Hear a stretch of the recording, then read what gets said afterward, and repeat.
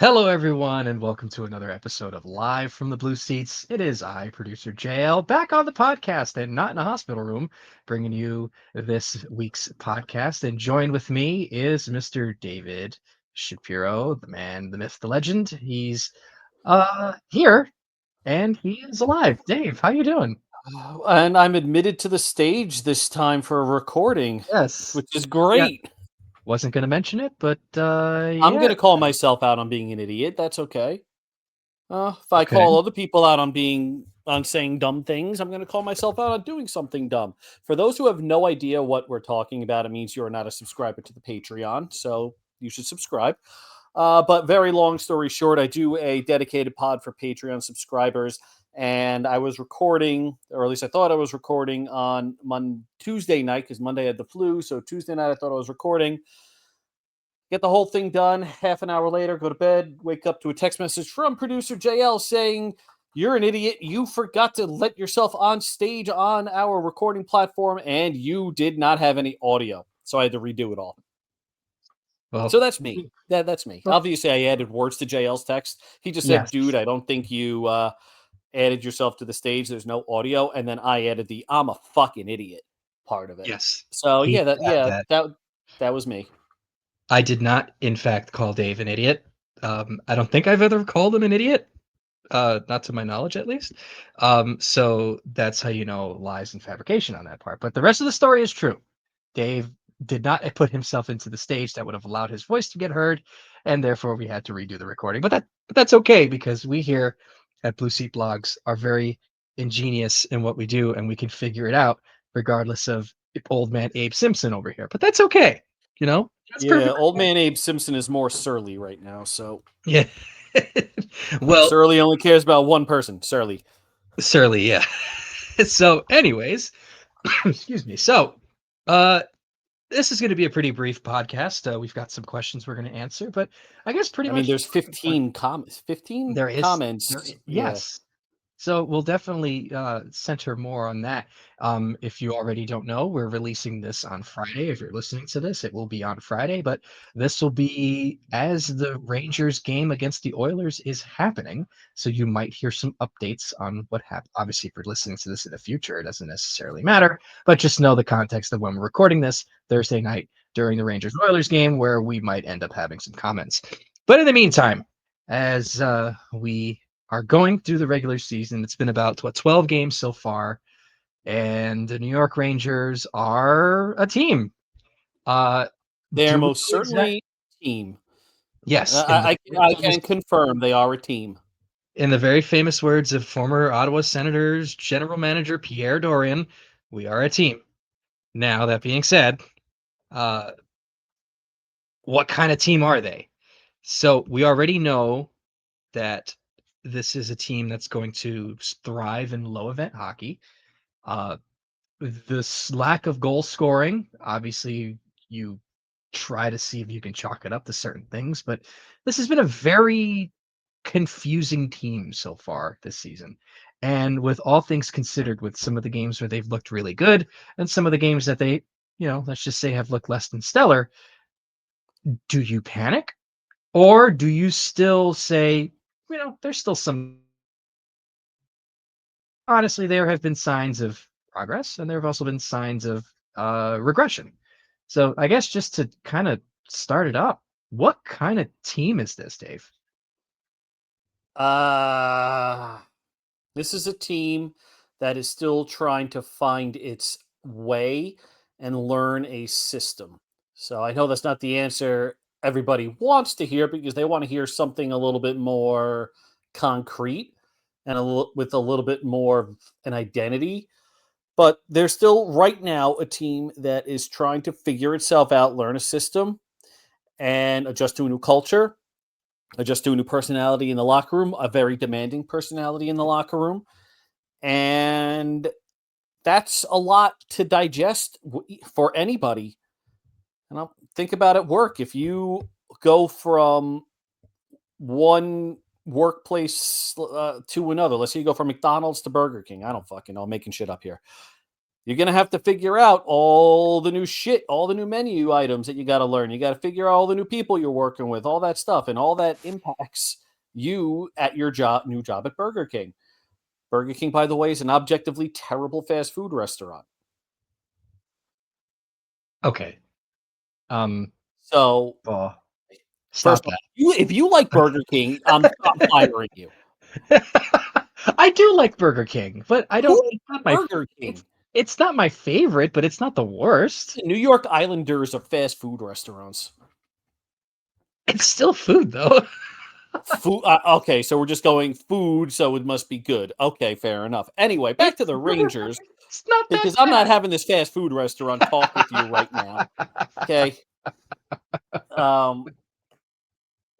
So what the Rangers will eventually be, which is an actual answer here, they're going to be a team that's a pain in the ass to play against. And that doesn't mean they deliver the extra hit and leave their position. That doesn't mean they're going to just fight everybody. It doesn't mean that they're going to give you that little extra face wash in a scrum. It means they're going to limit your speed through the neutral zone. It means they're going to hound you when you have the puck. It means they're going to play solid overall team defense in the defensive zone. They are going to back check like hell. And they're not going to be perfect, but that's what they're going to be. The thing is, it takes time. It takes time. 11 games is not enough of a sample size to judge what this team is. I can tell you what they're aiming to be, hoping to be. But right now, they are most certainly a team that will get there eventually. Hopefully without a stop at Burger King. Well, outside of the Burger King comment, I don't disagree. I think that what I see with this team is that they are, like you said, looking to try and adjust and kind of build into the certain style of system that Mike Sullivan is employing on them.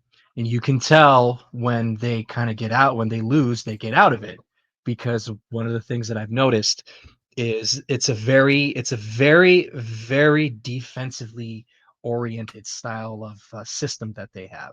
So what Peter Laviolette's third man out was a little bit more aggressive, Mike Sullivan's third man is usually pretty back. So sometimes there are cases where when they generate chances on net, sometimes the second opportunity doesn't always come because of how defensive it is. But when you watch this team play and they are on, it's actually some pretty exciting hockey because they are commanding the zone and possessing the puck in the way that they're supposed to. And they have the talent to do it too. Having been to a couple of games at home, but also on the road this year and seen them, my fair share of time so far, I see the vision, right? And the way that I think that a lot of some of the woes could be picked up or kind of fixes, obviously you got to shoot the puck a little more. I don't think Alexis Lafreniere is going to consistently shoot at a 4% clip. I think that's going to go up. JT Miller has to rebound at some point. He's definitely still playing injured. The bounces will go in for Artemi Panarin at some point. Mika Zibanejad has looked fantastic. And obviously with the return of Vincent Trocheck and presumably the promotion of Gabriel Perreault at some point, who looked pretty decent in Hartford the other night, I think that will begin to put the blend of scoring that this team needs. But even in the interim, before a guy like Perreault will come up, I think the pucks will just start going in because, like you said, the more comfortable they get, the better the team is. And we always like to use this example, but it is probably the best example of it was in 2013, 2014. That team was fresh off of playing on a John Tortorella system, so they weren't right up to snuff with expanding the zone when it came to breakouts and using the neutral zone for quick rushes up the ice. But once that they were able to really sort of solidify their presence in terms of moving the puck around and knowing where to be, then they really began to hit their stride, and they ultimately made the conference, the Stanley Cup final. That's not to say that they're going to make the final this year. I mean, would you like for that to happen? Absolutely. But I think we have to practice the same patience that we have given other teams And I think that this team should definitely be it. And I think the issue that we have generally nowadays is that we are so locked in with just quick results. I get it. Those conference finals really, this conference finals runs really got us to wanting more from this team, and rightly so. It's expected. I'm similar in the same way where I want to see them, do well consistently, like we see the Panthers and the Vegas Golden Knights and all that. But at this point with this team, it's not going to be like that right away. And I think that ultimately they're working towards it. And also, like you said, being hard to play against is not just for being tough or being big, because, I think somebody mentioned it during the conference final run. Mika Zibanejad and Alex Barkov are essentially the same size. It's just they play, one plays a bit of a tougher style in terms of his system than Zibanejad did, which would be Barkov. That's what And makes him nobody's play calling against. Barkov this giant fighter, agitator, whatever Tom Wilson type player. Barkov is Mhm. incredible. He's also a pain in the ass to play against. Same Right. with Anthony Cirelli. These are guys that are a pain in the ass to play against because they hound you all the time. They don't give you space. That's what the Rangers want to do. Mhm. Funny story, though. I wrote that whole 2013-2014 Rangers comparison and got torn apart in the comments. Why? Uh, I don't know. I wish I don't get I it. don't know. It's a fair comparison, all things considered. New coach. Apparently not because we don't have the same third line, but I Well, how do you? got nothing. But nobody knew that Brassard, Pouliot, and Zuccarello were going to be a thing until uh, towards the end of the calendar year, maybe even into the following year at 14. Yep, They hindsight's it's 2020. You know how it is. yeah, yeah, of course. It's just I want to be fair and objective. I understand why people would say that, but it's not like we had Brassard, Pouliot, and Zuccarello. That was put together midway through the season, and they kept it together because it took off. And then that was ultimately that year when they ended up trading for Martin St. Louis, of course, that kind of tied it all together. But by the time they traded for St. Louis, they were already a machine. So I think it was what Yep. Richards, Callahan, and Hagelin was a line. Then Brassard, Pouliot, Zuccarello was a line, and then you had um, Nash, Step Stepan on. Kreider. That was a cool line. And then you had the fourth line of Dominic Moore, Brian Boyle, and either Derek Dorsett mixed in with Daniel Dan Carcillo. Carcillo. So, They no, essentially had 3 second lines. yeah, but at the same time though, you didn't really Oh no, no, know what. I don't care what the comments say. It's just really funny. No, Like no, I'm no, not going to lose sleep over somebody saying, "Oh, you're an idiot" for that kind of no, you I know. know I just want to post. point It's that just out it that was funny to me. It was funny to no, me. That's all it was. no, it is funny, but I'm just saying though, I just I don't necessarily agree with that thinking that, that's a stupid comparison. I think that's a more than a fair comparison. And truth be told, some people may disagree, but honestly, I think some of the defensemen they have now is, at least depth wise, is probably slightly better than what that team had at some point during that season. I'm not saying that Urho Vakanainen and freaking uh, you know, uh Will Borgen are better than Mark Stahl or Dan Girardi, but I mean, with their skating ability, they probably would have been better than John Moore, maybe. I don't know, but that's beside the point. But it's a stupid comment to say about that. But I think Rangers will be fine. I think that they're definitely more of a pain to play against. Definitely a way more physical than they were last season. I can tell you that for sure. Sam I Carrick is mean, the definitely. bar's on the floor with that. Yeah, I still though. I mean, it's like it's nice to see guys like Sam Carrick throwing the body, Adam Edstrom's throwing the body a lot more using his size, and obviously with Rempe, being hurt, but Rempe obviously, doing a lot better with his frame and going around and actually being an effective fourth liner and being a positive influence on the ice. But one of the things that I like before we get to the questions is I like the fact that Mika Zibanejad has been engaged enough to the point where, granted, he may not end up putting the numbers that he did a couple years ago, but the worry of him not being a productive player has gone away.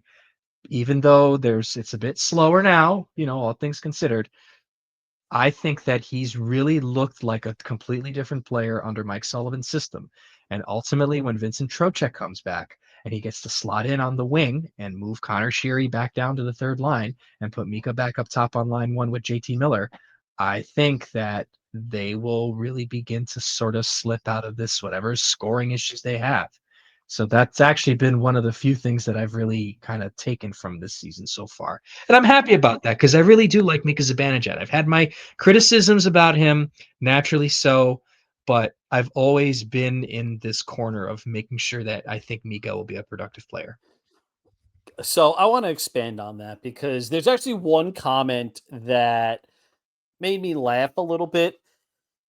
And it was basically, it was on that 2013-2014 post. And it was essentially, you lost me when you said something about Mika Zibanejad and being really good. And I'm like, are you not watching this team right now?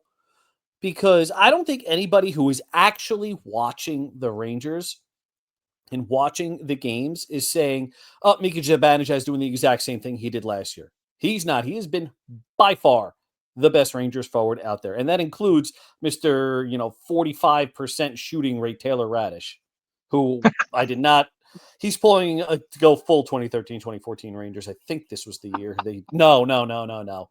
This is back in the aughts when Aaron Voros led the Rangers in Oh, like 30 goals in the month of October or some shit like that. I It was remember that. absurd. Then couldn't do a damn thing after the month changed. I know, and we were like, "Oh my god, Aaron Voros is gonna be a top line." No, no, no. He shot like 1,000% for a while, and that's what Taylor Radish is doing right now. And you ride it while you got it, but you accept that he's not gonna shoot at a 50% clip and put up. He's on pace for what? He's got 4 goals in 11 games, whatever that math is. 8 times 4, Don't ask me to 32 do that. goals, whatever. I don't know. 30, 40 goals. He's not a 30, 40 goal guy. Never has been, never will be. Well, I mean, if you ended up getting 30 goals from Taylor Radish, then I think you're. I don't know what he's drinking, but he's definitely gonna get drug tested. So, He's drinking, that new shit from Jake Paul called Prime. oh gosh, I know people. That's a very, very bad joke. Don't Um, do shit that influencers tell you to do, folks. Like yeah, the yeah, influencer uh, um job, the job of being first off, A, it's not a job, but anyway, the employment of being an influencer or whatever you want to call it, the career of it, just these people need to be like, I don't know, quarantined in Utah or something or Wyoming. yeah. Get them out of the I'm city. picking I'm picking a square state, color, something with easier edges to put fences around and just let them, Utah's a beautiful state visually. So never been. I've been to the airport. I do want to make I hopefully if I can at some point go see a Utah Mammoth New York Rangers game out there. That'd be pretty nice. But They really missed a prime opportunity for Utah Soakers. They really did. yes, but imagine explaining that name to a child at a hockey game and the Don't care. themes. Worth it. I got 2 kids under 5. I would do it in a heartbeat. Don't care. Yeah, those are your kids, Dave. Come on. I don't think anyone else would want to subject their kids to the definition of that. I mean, listen, we are probably one of the prudest first world countries out there. So What do you call maybe it France? will be a good thing to have this kind of a conversation and just say, when a man loves a woman, they need somebody to shake the bed for them. Or, well, In a very stationary position. in a very stationary, not allowed to move position. Gracious. Anyways, so yeah, that's Don't clip hockey any of stuff. this, folks. Whoever, Yeah, don't clip please. any of this. Yeah, no thanks. I'm Uh, delirious. All right, yes, he I'm about is. to be He is. nocturnal. Abraham Simpson over here is losing his mind. So Surly, surly Surly, Duff. fine. Right, whatever. I am Yes. Surly Duff. We'll, That's a we'll, Simpsons deep cut for you. yes, it is. That is correct. Yes. Um anyways, gosh, you threw me off there. Because you say Surly Duff, and now I just started randomly thinking about how Duff changed their formula and the plan ended up closing. I don't know why I thought about that, but anyways. Um Surly only looks out for one guy. Surly. Surly. All right, question time. So we've got a ton.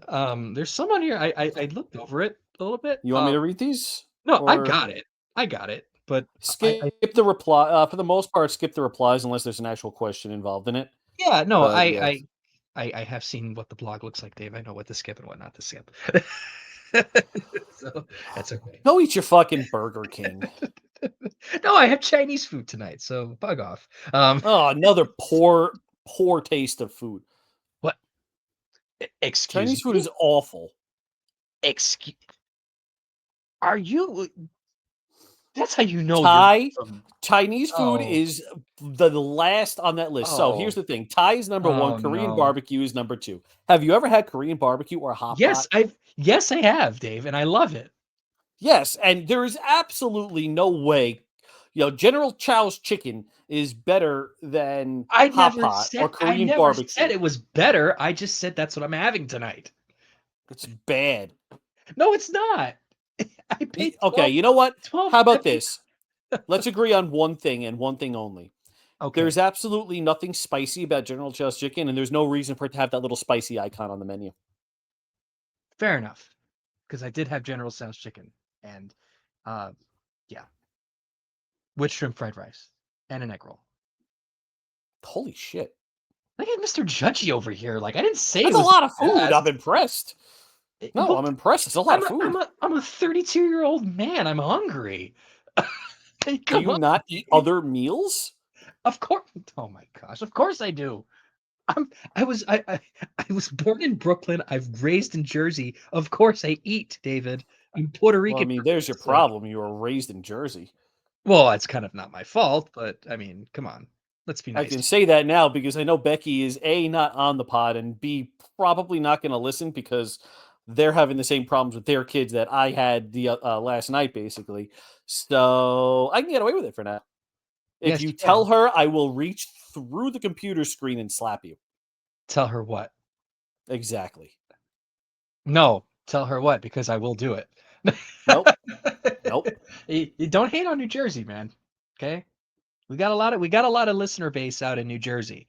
And Fine. there How this about is this? We all agree that Staten Island is brutal. agreed. Now, on to Okay. the questions.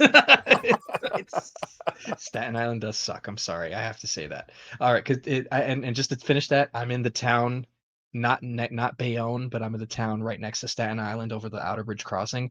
You guys stink. Okay, suck it. All right. No, literally and figuratively, you guys smell bad. Okay. Oof. This is coming from someone who lives in New Jersey, which, by the way, it doesn't stink as much anymore. Used to when you flew into Newark, but not anymore because we got a new Terminal A and it doesn't smell like feet and industry. It just smells like industry.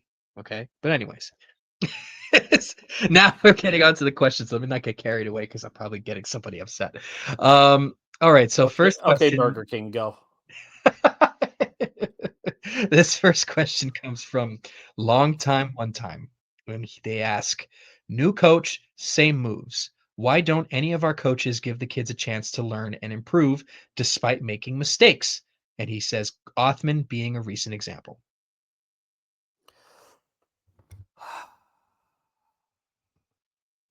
I'm not entirely sure.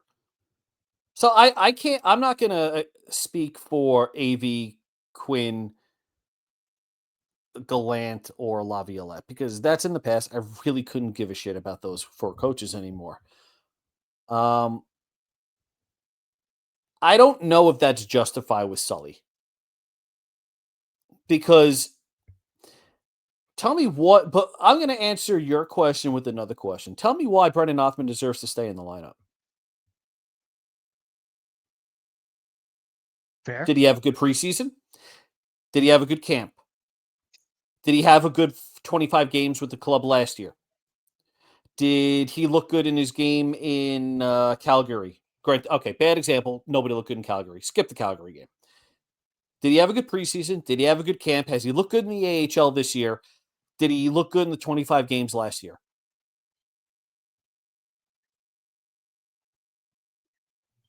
And I Would you want want me to answer that? Oh, I go want ahead. Othman to succeed. I do. Yeah. I want the Yeah. Rangers to get away from needing to go out and trade for and sign all these guys on the wrong side of 30. I'm sick of it. Yeah. But Othman is not the guy that you build your case for on this. Build your case around for this. There we go. English. If you want, Gabe Perreault is the guy that you should build the case around. But he hasn't been called up yet. So, moot point. at least to me. Well, I certainly don't disagree. I think what we have as fans because of those previous coaches is sort of this whiplash of what happened to Kako and Lafreniere. And truth be told, just looking at it now, we may have overrated or valued them to a degree, but you also have to remember too, this fan base, we're not used to getting high-end talent like this all the time. So, or at least high draft picks all the time. Because if you think about it, a lot of us watching the Rangers over the last couple of years, they've always been middle of the pack on the draft ladder, on the draft list. So we're getting guys like JT Miller, Chris Kreider, those types of players. And for all intents and purposes, they've been pretty successful so far. I will say Braden Schneider has been a success so far, has not totally lived up to what people expected him to be, but he's still been a very serviceable defenseman. That being said, over the last couple of seasons, um, you know, they've been able to sort of kind of get more depth in terms of getting those types of players, but they've never this fan base and myself included have never really been used to getting like, you know, a top tier scorer, right? So we don't necessarily know what to expect when we get multiple types of players like that. You talk to a Maple Leafs fan, you talk to a couple other fans of teams like the Edmonton Oilers, and they look at guys like, I'm not saying any of these guys are busts yet, but over a span of time, Edmonton ended up getting McDavid, Taylor Hall, Jordan Eberle, Ryan Nugent Hopkins, Nail Yakupov.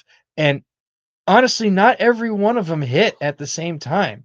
You know, Ryan Nugent Hopkins is a very good hockey player, but Ryan Nugent Hopkins kind of underperformed a little bit on what his draft stock was. Same thing for Taylor Hall to a degree. It took a bit for Taylor Hall to really sort of become this sort of uh, main marquee player. And even that, he's still kind of not what he was drafted out to be. So the Rangers, we don't have a lot of players like that. So when we get guys like Kako and Lafreniere who were expected to be these guys, you know, granted the jury's still out on Lafreniere. We probably already kind of know what his ceiling is, but he can still be an effective player. Same thing for Capo Kako, but those are not going to be the same guys that we saw in the highlight reels on the internet when they got drafted. So the same thing goes for Othman. Othman puts up 60 goals in juniors, and I think that might have hurt him a little bit because of the fact that they're expecting something that he probably doesn't do. And if he does do it, then he's not doing it well, to your point. So at what point do so we want to hold players accountable, right? But at what point who is allowed to be held accountable, and do people get special privileges? Because then if you're going to say Brennan Othman, I'm not saying, but if Brennan Othman ends up getting special privileges because he's a kid, but you got to bump down Mika Zibanejad in the lineup because he's quote unquote old, that's kind of being somewhat of a hypocrite because you have to let Mika get the same opportunity as Othman if they earn it.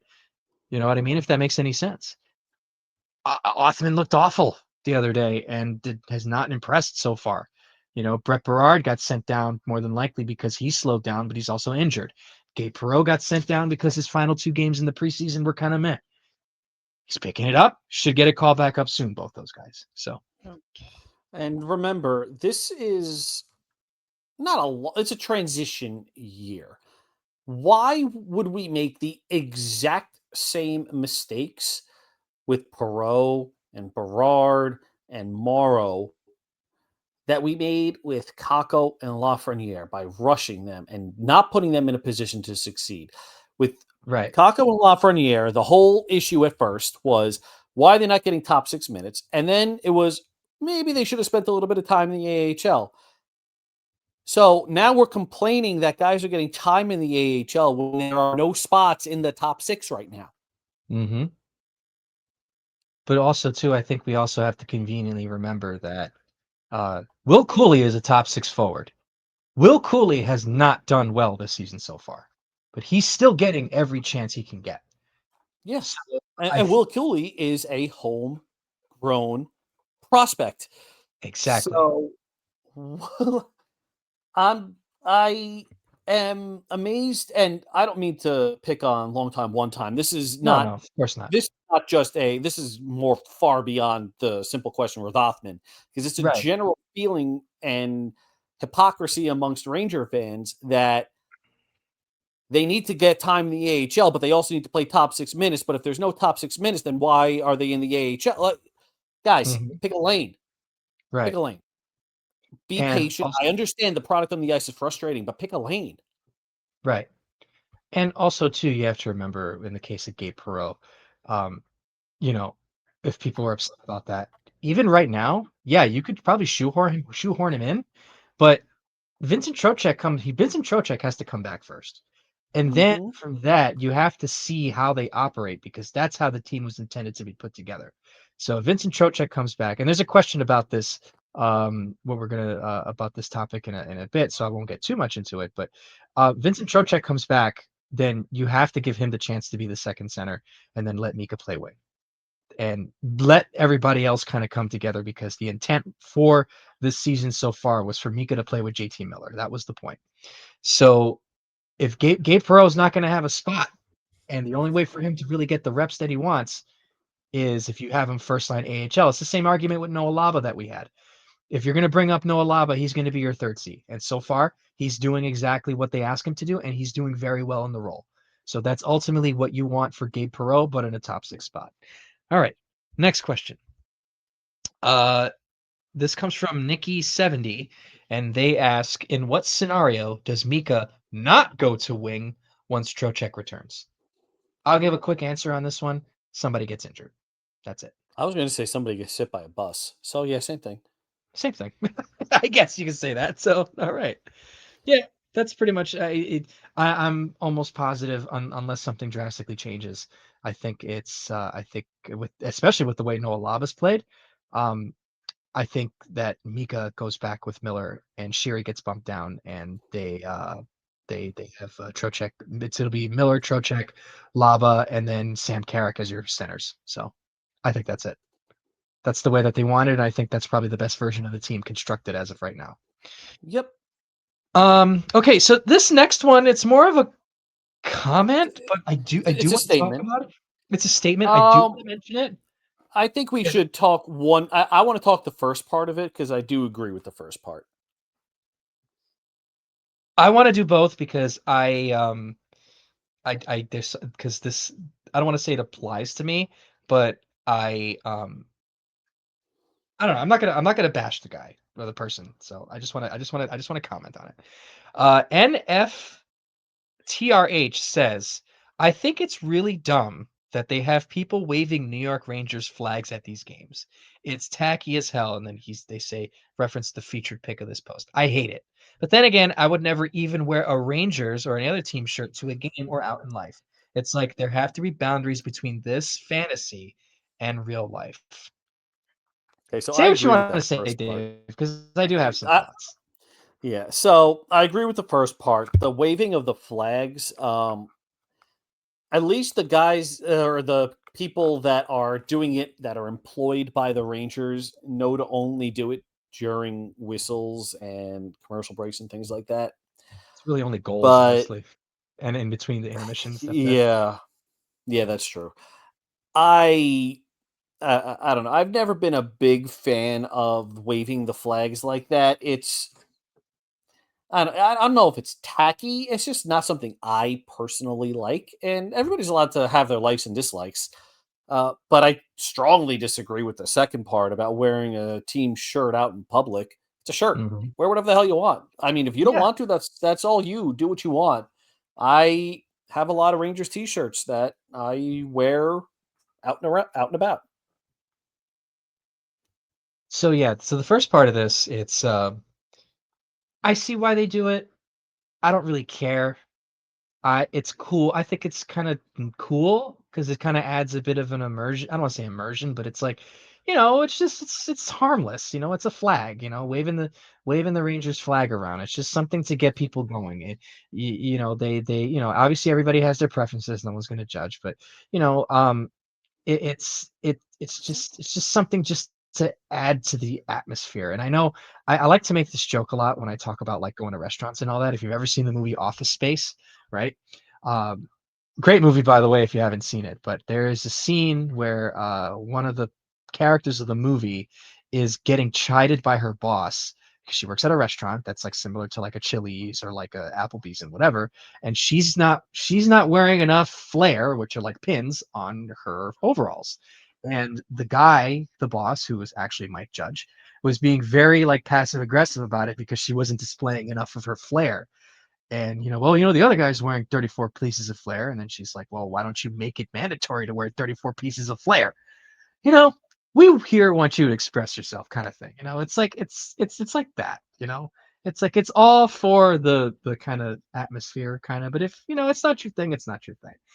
The second part, though, is look, if you have your preference and you don't want to wear a Ranger shirt to a game, and I'm not saying that this person is doing this, but there are people who think in the way that I'm about to comment. If you don't want to wear your Ranger stuff, fine. And I guess the whole boundaries between this and fantasy and real life, I think it's a bit of an overreach sort of thing. I don't really think that's a great comment. Because again, I do wear a lot of jerseys when in non-professional settings. I like to wear my Rangers gear to games because it's fun. It's part of the immersion. And plus I just like jerseys, you know. Um, you know, and if you think differently of me by that, then you can kick rocks. If not, you're cool. Um, I'm not going to judge anyone for not doing it, but the ones who do judge those because they wear jerseys and stuff like that, it's like, well, you know what? If you're going to judge, let loose a little bit, okay? And I'm not entirely directing this at this person because I don't want to make it sound like my comment is directed to those who think like that and will judge, because I don't think that's necessarily fair. There are people who like to go to these games and get dolled up. It makes no difference if somebody's going to a concert and dressing up like like Cowboy Carter gear or whatever Lady Gaga has or Sabrina Carpenter stuff. It's like you're there and it's for your enjoyment. So for people who, and I'm not saying that this commenter's judging, but if you are judging, then this is for you. If you're not, this is a general statement because I know that there are people who do this.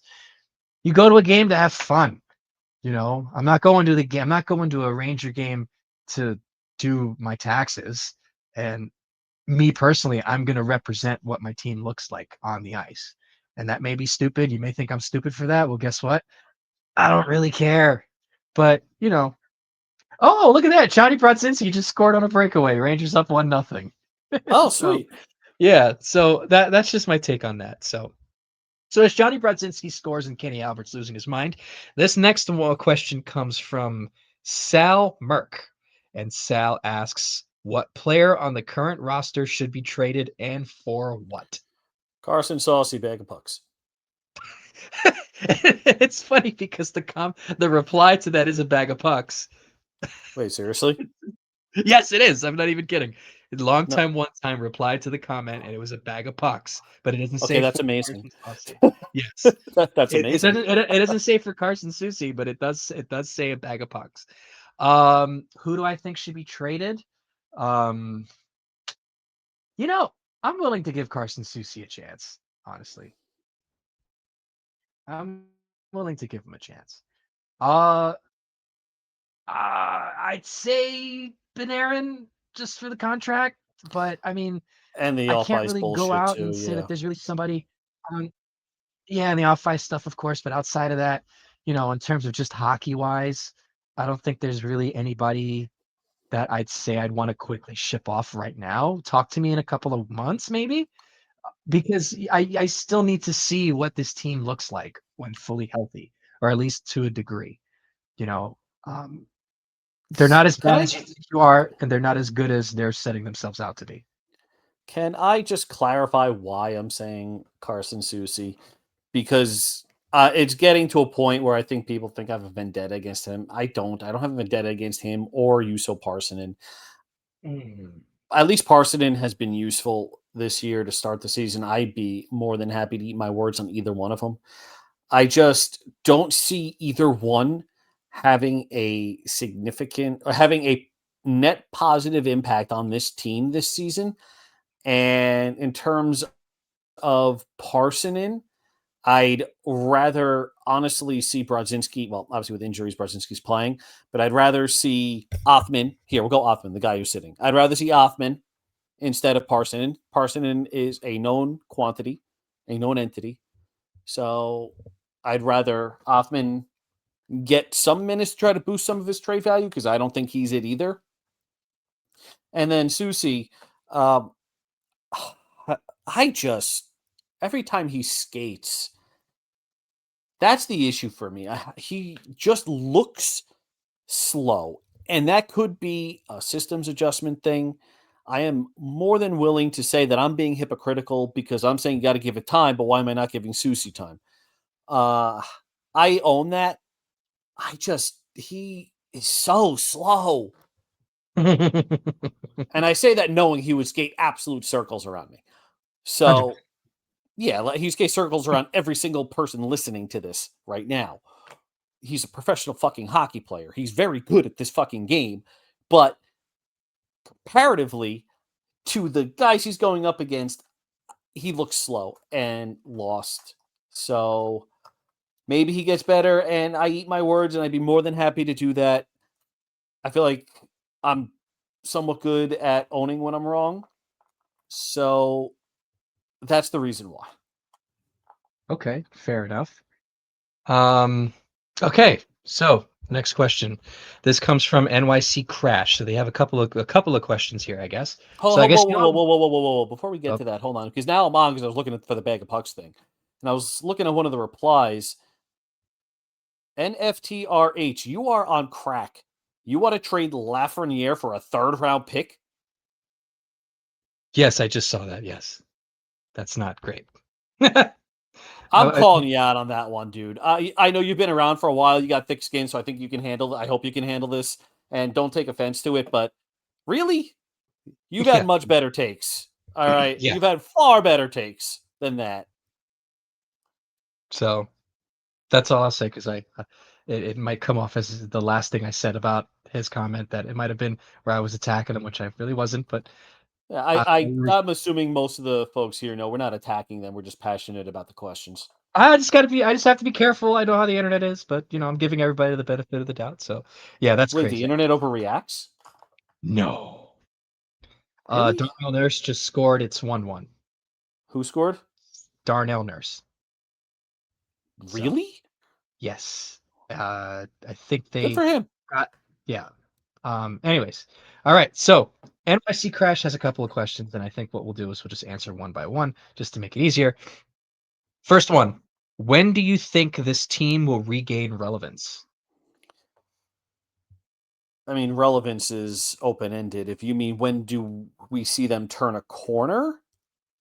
When do we see them start to climb in the standings? When do we see them start to score? Uh, I'm going to go with become a relevant playoff hockey team. January. Yeah, I'd agree with that. That's half a season left, by the way. Don't go. They play game 41. It's like December 27th or something like that. It's a Yes. Carolina game because I counted it out while I was doing that 2013 2014 post. I counted Hmm. it out. It's a Carolina. It's the game at Carolina at the end of December, whenever that is. That's game 41. I think around that time, it's not going to be a magical thing where, hey, look at us, we're good again. You're going to see it slowly creep up probably between Black Friday and Christmas, where all of a sudden they're stringing together more consistent shifts. They may not be winning every game, but they're shooting better. The power plays heating up a little bit. And then by game 42, 43 through January, we're going to see them go on a run. Hmm. I agree. Number two, when will this organization understand that more than just the head coaching position needs an overhaul? Our entire pipeline appears to be struggling and desperately needs fresh talent. I love this. I love this. This is a true statement. And when will the org understand? I don't want to get banned from MSG, but I think we all know the answer to that. Well, yeah, but you I think when thinking about this kind of thing, you knowing the obvious, you kind of have to take that out of your mind because you just know it's not going to happen. Obviously, I'm not trying to get banned from MSG either, so I'm going to keep my comments as that, because Yeah. Because if we're talking the Mets, that's a different story because that exactly what Crash is asking is what happened with the Mets. And it's worked out to their benefit so far. Granted, it hasn't gone the way that we've totally wanted it, but there has been a lot of good upheaval within the New York Mets organization. I think for what this organization has, you would have to hope that they can let the hockey people do what the hockey people do. And that was one of the reasons why the Rangers were so successful for so long. The main thing was there, and obviously it'll creep its head at some point at whenever. But they were allowed to do the hockey things they were allowed to do. And I guess because of the trust that, James Dolan has had uh for Glenn Sather, seems like he has it for Chris Drury. Now you know, obviously we know that if he doesn't get results, obviously we know Dolan will make the change. But I just think I don't think the organization, like a lot of what's around the organization outside of the obvious, is really bad. I think they do a lot of good when it comes to developing a certain type of player. I just think that on certain skill assets they're just behind, but not many teams are really like that, you know. So the Rangers aren't really out of the ordinary in terms of that aspect. Could scouting be a bit differently? Sure, but there has also been a lot of turnover uh, within the organization over the last couple of years as well since Gordon was That fired. that is very true, and it does take a lot of time for those impacts to truly Right, show. right. And I would love to say but be patient with that, but that's like years. I mean, Yeah, 5 to 10 years that takes to really start to show and reap the benefits, because Drury really did overhaul the entire scouting staff, all of the Hartford front office, most of the Rangers front office, and yeah, people joke, "Oh, Tanner Glass is director of player development," or some shit like that. He doesn't that player development doesn't mean skating drills or shooting no, drills. It means getting adjusted to the NHL life. right. Yeah, and It's that's like the same having Johnny thing. Brodzinski in a front office position. But that'd be good though, because I know, Brodzinski's the no, it's consummate good. It's professional. Yeah, fine. he's the consummate professional. So, um, and I think the biggest thing that has really been a change in this organization in terms of just player wise has been the hiring of Christian Himura, which replaced the freaking Mr. Chiaccio, whatever his name is, because Wait, now hold whoa, whoa, whoa, whoa, whoa, whoa, whoa, whoa, whoa. A name you can't pronounce? Chiaccio, I said it right. What are you talking about? I I forgot his first didn't name. no, didn't Rob say it was something different? It was like a one syllable name. You know what? I just heard Chiaccio. That's what I hear what Joe Tolleson That's what would I've been say. calling him, and I was told that's wrong. Well, until I'm officially correct, that's what I'm gonna say. But All right. that was a big turn because he was one of those institution guys. It's like, oh well, he seems like he could have a job for the rest of his life. Granted, he's still somewhat tied with the organization, but he doesn't really deal with the NHL team anymore, which I think is good. So there has been turnover. It hasn't been the turnover that we kind of want, but we also have to be realistic and organizational structure with what this team is owned by and how that will go forward. But anyways, next question. What are your thoughts on the new Centennial Year jerseys? I'm going to be quick I with like this. them. I think they're really nice. I ended up getting one of my own, and I'm so happy with it. If I'm able to afford another one, I'll do it. But I really like them. They're clean, they're classic. I just don't like the fact that when I bought it at MSG, it had the Game 7 patch. But I guess you have to deal with what you deal with. But I like them. I think they're nice, and they look good on the ice too. Let me tell you, they really look good on the ice. Yeah, I they grew on me after the first game that I saw. So with them on. So I like them. I am strongly considering getting one. I kind of want to get one with Kreider on it just to fuck with people. No, But don't do that, Dave. Come on. I know, No, I know, because I know it no, pisses people off when you do no. a jersey, the player that wasn't on. I know it It's pisses called the people off. Jersey Foul, Dave. Don't do that. Don't be that guy. Don't. I could understand. I'm gonna get one for you. Actually, I'm gonna get you a Centennial jersey with Kreider's name on it just to see what you do. And you know what I'm going to do? I'm going to take a seam ripper and I'm going to strip it and then get a nameplate and put another name on it. Oh, fuck off. You and your getting around it. No, but I am strongly considering getting one, and I might get a blank one just because every time I get a player on it, they get fired into the sun. So then you know what? You need to buy an Artemi Panarin one then. I will never buy anything that has Panarin's name on it. Period. But you get the Panarin one, he gets traded, and then you have me de-stitch it for you. Oh, You get yeah, that's a somebody good point. else. So I Funny could do that story for you. about that. Um, there was a comment on Blue Sky, and leave this shit on Twitter. By the way, I don't need this shit on Blue Sky. So there was a Panarin article or whatever that I wrote, and some idiot replied back, all this talk about Panarin, how come you don't talk about his off-ice stuff? What, you want to keep around the rapist? And I'm like, buddy, really? Yeah. I think Really? I think we addressed that pretty fairly and, in a timely manner where we made our thoughts known. And I don't think Yeah, it's worth repeating out of not only respect for the, the incident, but also yeah, just no need to anymore. We already know what happened. There's nothing we can do to change it, yeah. Like the unfortunately. Rangers don't listen to me. You think they read what I write and say, you know what, we're going to keep Panarin around? He brings up a good point. All the free agents are gone. No, Chris Drury looks at what I say and does the opposite because I'm an idiot. I'm an idiot with a podcast and a website. He runs the New York Rangers. He's not listening to what I say. Right. I can assure you of that. So yeah, there's that. Next question. Somebody's Yes. going to clip the "I'm an idiot" part of it. I know that. Yeah, it might just be me. Thanks. All right, next question. This is the final part of his, because it's one person. Multi-part question. If we decide to trade Panarin, what team would be able to fit him at the deadline, with us Ooh. retaining at least 50% if needed, that has a chance for him to make a deep run in the playoffs?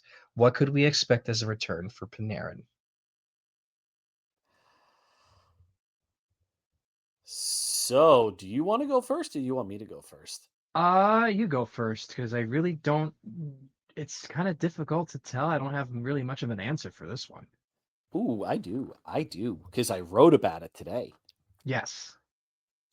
So, the reason why NYC Crash asked this, despite me writing about it, is because we were supposed to record last night, and then Rob got sick, and my kids were having a rough night, so we didn't. So Crash asked this before I wrote that whole thing. I think Chris Drury is going to look at what Colorado did with Mikko Rantanen and try to get that kind of a trade. So it's very difficult to find somebody in that situation. I've only found two guys. Well, I found three, and then as I was writing it, Marty Nietzsche just got re-signed by Colorado. So he was one guy I was looking at. That would be an interesting, similar situation kind of a trade.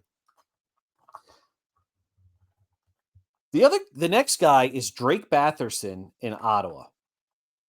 And this is not Ottawa's looking to trade him. This is not the Rangers looking to trade Panarin. This is just me finding comparables to the Rantanen and Hall to Carolina for Nietzsche Drury in a second. I'm trying to find that comparable. Rantanen needed a new contract. Nietzsche's had one more year left. So it's very similar situations. Batherson has one more year left. Panarin needs to be re-signed. If Ottawa finds their way into a real playoff situation, knowing that Batherson may not want to re-sign, and knowing that Panarin is definitely an upgrade on Batherson for a run this year with a wide open Eastern Conference,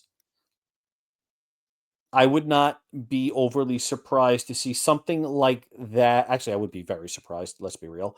But that's the kind of trade I'm thinking of here. It's expiring contract for a better player, for a guy who is not as good, but has one more year left where you can figure out what you want to do with him. Plus, you get a secondary piece. I didn't go full into what Ottawa would also give for Panarin, who is a better player than Drake Batherson. The other guy, and I've been beating this drum for a little bit, that I don't think it's going to happen, but what I really do wonder what Dallas is going to do with Jason Robertson. Can you do Panarin and Braden Schneider? Dallas needs right-handed defensemen. Retain 50% on Panarin and Schneider, who's a restricted free agent, for Robertson, who's a restricted free agent. I think that's probably the most logical one. Although your vendetta None of against these are logical. None of these are I logical. I'm I trying to think find comparables. I think if it's comparable, it's logical to a degree because, you know, with Dallas, I think that with Dallas re-upping Matthew Shane and there really hasn't been much progress with Robo, I think that unless they find some way to magically clear cap, you get, Panarin and Schneider, on reasonable contracts. The only thing is I just don't think the Rangers are going to trade Braden Schneider, which I really don't think they should in the first place. But if trading Braden Schneider means you get Jason Robertson, you do it. And Yes, it's trade. that's why I'm very clear on that. This is not a trade Yeah, Braden Schneider thing. This is a can you get Jason Robertson? Then yes, you go trade Braden Schneider. I agree because I think at this point, Roberts. I still think even if they don't do that in the regular season, I still think that Jason Robertson is the guy that they're going to get. It just makes too much sense. And I think all things considered, with the Rangers cap going up and them having a bunch of space, I think that that's going to be the guy that they're going to target. Um, whether it's a trade or whether they somehow sign him to an offer sheet, which I don't think they would, but I think that's what it's going to be. And it just, for some reason, when that was brought up with the Rangers potentially kicking the tires on it, where there was some interest in it, something in me just kind of tells me that that's the kind of scorer that they're looking for, you know, and I think it complements the team well. So I think I would go with what your answer would be with the Schneider Panarin for Robo deal, because I think just looking at it, there's really nobody else that kind of sticks out otherwise. Like you could look at uh that trade with you could look at that the Brandon trade made sense because everything fell into the same sort of category with contracts and all that. And the same thing with the Matthew Tkachuk trade. That was such a fall into my lap kind of thing that worked out for both parties that I think that that's what it'll probably end up taking. So, okay, next question. This comes from Midline Shift and they go, I've built a time machine and am going back in time to retrieve one former Ranger to join the current team. Who should I get? Messier is too obvious, so he doesn't count. Brian Leach, Brad Park, Jean Rattel, Walt Tkachuk, Andy Bathgate, Frank Boucher, Joey Koser. I'm guessing he's asking what our thoughts is on that. Who do you think, Dave? Oh, okay. So Leach is the obvious answer. You get a second elite puck moving defenseman on a side that you need at the left defense side. Leach is the obvious answer to me. There are so many other guys that the Rangers could go and get that move the needle, but not to the same degree that Leach would, because that's two huge, huge needs. The If the Rangers needed a right-handed defense, let's say for shits and giggles, let's say Fox can play left defense, and they do that, and Fox is a left defenseman now. Then the answer to this question becomes Sergei Zubov. I like it. Although I do like some of the answers to this. Steve Larmer, I happen to like. Somebody wrote Glenn Anderson, which I I think is like that interesting. too. Gilbert, I Franz like. Gilbert, Well, yeah. I mean, um, these are all fan favorites, but obviously, but in terms of roster holes, it's Zubov or Leach.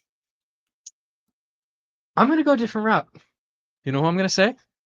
Take a guess. I want you to see if you can guess what I'm thinking of. There, There's thousands of guys. Give me something to narrow it down to a time frame. After the lockout. Post lockout, forward. Yes. Yes. Yager. Of course. Yeah, I think if you slot Jaromir Jagr Oh God. next to a JT Miller and Oh even my Alexis God. Lafreniere, I think that would do so much damage because he is such a puck hog. But he can really, and especially on the power play too, he could really do damage on a team like this that is relentless because he has a very similar play style where he just bears down. I'm thinking of when he was a Ranger. I'm thinking of his play style. Obviously, he's not going to be, the Pittsburgh Penguins Jaromir Jagr when I say this, but even the Jagr we got here was good enough. I mean, Good enough. He set records. yeah, he's probably the best, probably the greatest regular season goal scorer in Rangers history. So you know I think and then you put him with like a Zibanejad and Panarin, who they're a little finesse, and Miller with a bit of his grit, and Fox on the back end. I think Jagr kills it here with this team and gives them exactly what they need. I mean, he's Or still Jack. playing, and he's probably better than some of the guys in the lineup right now. Well, I mean, I'm certain he could probably net one or two more than Uso Parssinen, but that remains to be seen. But yeah, for me, it's Jagr, 100%. All right, so I think we're winding down here, as I think we might have yes, this will be the last question of the night. And Two Line Passes likes to, usually has pretty good questions. And this one is pretty straightforward. And this one is asking, what was the best arena meal you've ever had, and which arena? Arena meal that I've ever had. Food that you buy. I'm aware. I'm not an idiot. I know. For I'm sustenance, thinking. David. Sometimes for fun, maybe both. That's actually a pretty good question because I've eaten a ton at stadiums, and it's I'm trying to think of something that I've had that I've enjoyed. Emphasis on trying, because thinking for JL is kind of tough. Well, if I have all these comebacks, David, you can't really call me stupid in that sense, but thank you. I appreciate that. Listen, you're the one going off on the whole. Oh, do you know what that means? So yeah, I'm gonna throw it right back at you. You're about as smart as Nelson Muntz. Well, you know what? Hold the brakes there. Nelson Muntz has a genuine appreciation for Andy Williams. Do not knock Nelson Muntz, okay? That's why I didn't call you Ralph Wiggum. That's where I see the leprechaun. He told me to burn things. My cat's breath smells like cat food. Anyway, so best arena meal. You know what? There's very few that I remember like vividly, and that's not because it's vividly remember. And I was at Wrigley Field, and I got my first Chicago dog, and I was like, "What's with the pickle?" And I was like, my friend said, "Just fucking eat it." So, I ate the whole thing. I took my first. I'm like, "Damn, this is actually really good." Mm-hmm. So that's what I'm going with, because I was pleasantly surprised at how good that was. So I have two. One is more of a joke answer than anything, that they still offer this at the Garden. If you say Cracker Jacks, I'm gonna throw something. No, it's not. It's not Cracker. I don't think it is. No. I can't remember where it came from, but the one that I'm going to really put the emphasis on was I had a pulled pork sandwich at Citizens Bank Park in 2016 when I first went to Philly to go see the Mets play.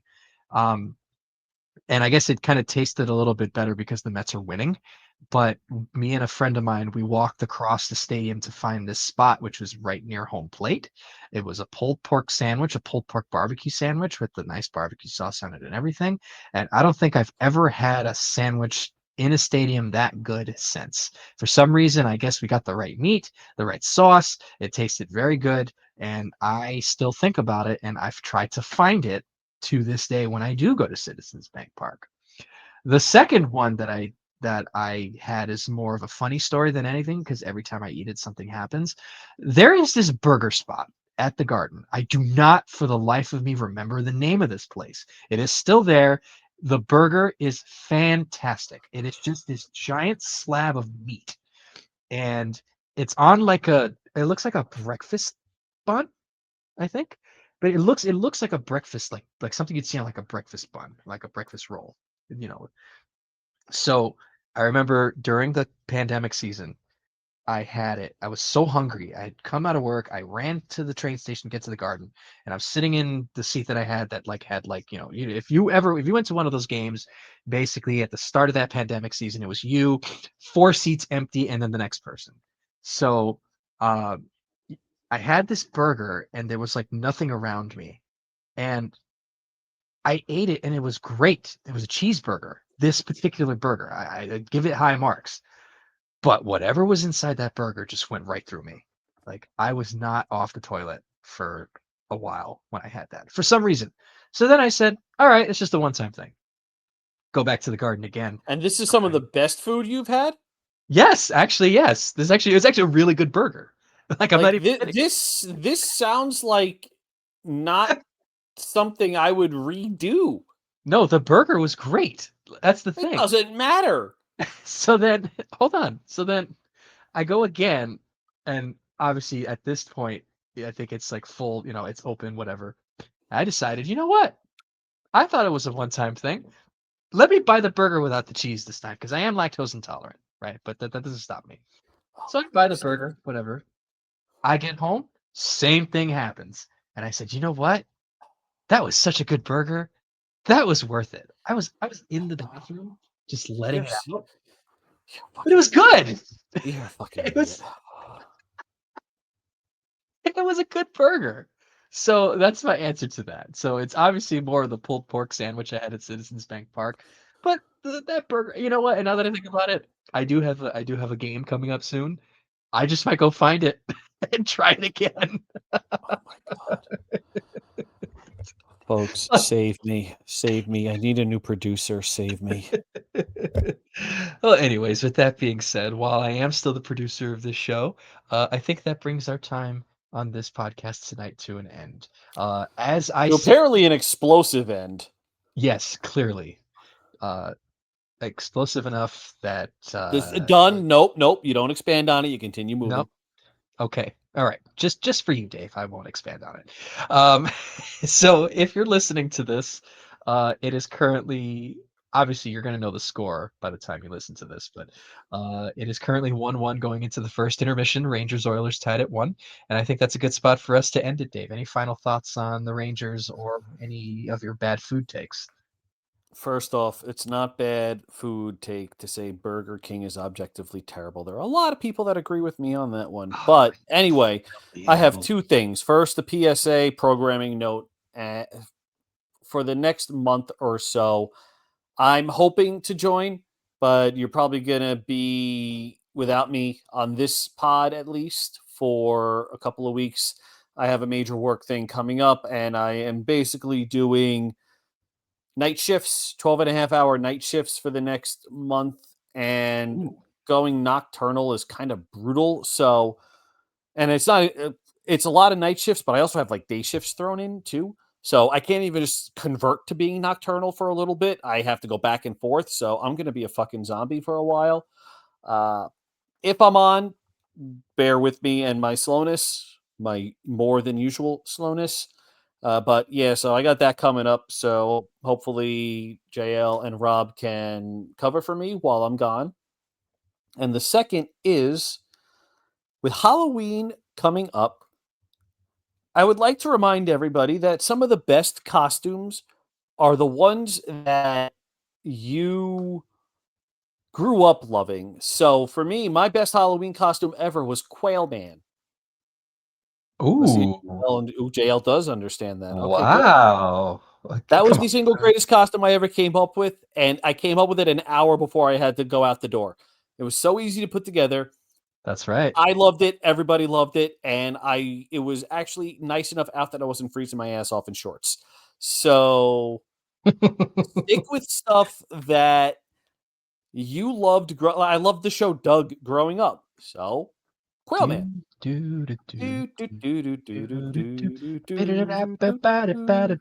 Oh, come on, you think you're gonna say a Quail Man and not think I won't get that? I love Doug. I Come on. honestly don't know when it came off TV, so that's why I wasn't sure Yeah, if but you'd get it. I legit did not know when it came off TV. So yeah, stick with stuff that you know. Like so for the 20 somethings, you are whatever you grew up with in the 2010s that you love, that you know everybody from your generation grew up loving.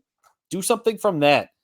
Find something easy to do from that. You don't have to do these grandiose fucking costumes. Just go with something simple. Quailman was amazing. Can I ask if your favorite band was the Beats? No, but my favorite family, well, not my favorite family, but the family I most understand and appreciate why they did what they did is not something that I personally wanted, but every parent in the world goes, the Dinks really were onto something, weren't they? They've had every single parent has had that thought in their mind at some point in their lives going, I love my kids so fucking much, but holy shit, the Dinks really were onto something, weren't they? Yes, they were. It's funny because you say it, I know exactly what you're meaning. I don't even have kids. I For know those who exactly what don't you mean. understand, Dink, DINK, double income, no kids. Double income, no kids, right? Yep. So if you didn't understand it, that's what it was. And every single parent has been like, these fucking kids, why did I do this again? Ah, Every yeah. single parent has had that thought. And it's not like, oh my God, I hate my kids. It's like, you just had a bad day. Like, Hmm. I don't want that to get clipped either because the I think, internet is all about clips and sound bites. But yeah, I think, I I think, fully understand why the Dinks did what they did. yeah, and I think like whenever they would come on screen, it would always be "Ooh, ooh, ooh, ooh, ooh, ooh," like when he would talk, because I think he was the principal too. I think at one point, or he was a very prominent figure in town. But I love Doug. He So was, and he was also purple or green, yes, they're something like purple. that. They're Okay, purple. purple. Roger Somebody in that Roger show was Cl- green. Roger Klotz was green. No, Skeeter was this Skeeter, correct? Skeeter was Skeeter? green. No, Skeeter was Screen? blue. Was he? I thought he's like a kind of a like a Game Boy teal color kind of I'm thing. also colorblind, and I thought the Rangers pants with Okay. their Okay. Centennials were brown, were All right. We're red, gonna look this and you up. guys kept Okay, saying they were so brown. we're gonna look this up. Skeeter before we go, because Dave is colorblind apparently. Skeeter Doug. His name is Mosquito Valentine, by the way. I Yeah, didn't you know didn't that. know that? You No, didn't know that? I knew it was Skeeter Oh Valentine. I know yeah, it it's was mosquito. Mosquito. Yeah, he's kind of like a teal kind of a thing. Oh come on, Roger that's not fair. That's blue and green. and Roger Klotz is he's kind of like a lime, dark lime kind of color. And then obviously, oh, Patty mayonnaise. Oh god. For the You record, see, patty mayonnaise awesome. Regular mayonnaise bad. you see what you've done, Dave. You've opened up the nostalgia thing for me because I absolutely love Doug. Okay, You do the know? nostalgia after we log off because I'm tired. Okay. Final thoughts for me. I sound like Jerry Springer saying that. Just stick with the team, guys. They've got, as negative as we want to be, I think just kind of being positive with it, unless they give us a reason to be negative about the team, just give the benefit of the doubt. They're playing hard in this game against Edmonton right now. They played hard against Vancouver. They've played hard for most of the games that they've played in so far. They're not perfect. They're not the best. But there's no sense of continuing to be negative when all that crap in the past is gone. Unless they give us something to be negative about, we should just, I'm not saying not to criticize the team because that's not fair, but just, give them a shot. Hockey's back. They look like a good hockey team. Let's enjoy it. But all right, so I think that wraps up our time here tonight. Thank you again, Dave, and I hope you feel better soon. Best of luck with your upcoming nocturnal adventures. Also, best of luck to Rob. I know he's not feeling well, and we'll hope to get him back soon. Thank you to everyone who, first of all, thank you to all the bloggers, our cohorts who put out material, Tyler, Russell, Hope, and everyone else who was affiliated with us. Thank you so much. Thank you, Dave. for allowing us to do this. Thank you to the Patreon subscribers. Thank you to the commenters on the questions. All the readers, you guys are the best. We may not see eye to eye on everything, but your engagement, your questions, your thoughts, your comments always keep us going, and we thank you for that. Thank you for listening. Subscribe to us on YouTube and all of our other platforms, and have a good night, and let's go Rangers.